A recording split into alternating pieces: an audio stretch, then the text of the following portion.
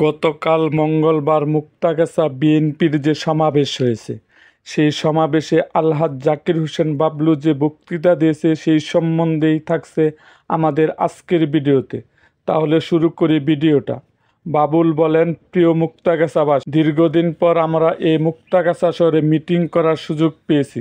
দীর্ঘ 18 বছর আমরা স্বাধীন দেশে পরাধীন ছিলাম। 5ই আগস্ট আবার এই দেশ স্বাধীন হয়েছে। স্বৈরাচারী সরকার এই দেশ থেকে পালিয়ে গেছে।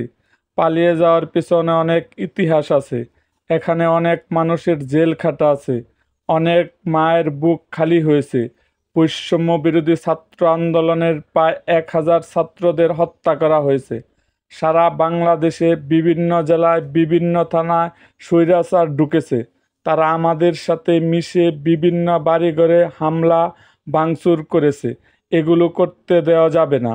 মুক্তাগাছা শান্তিপ্রিয় এলাকায় এই 18 বছর আগে মুক্তাগাছার নেতা ছিলেন মোশাররফ হোসেন সাহেব। সারা মুক্তাগাছায় শান্তি ছিল। তখন কোনো দলমতের বিভেদ ছিল না। সকল ধর্মাবলম্বীরা একসাথে বসবাস করছে। হিন্দুরা আমাদের বাংলাদেশের লোক, তাদের সাথে কোনো নৈরাজ্য করা যাবে না।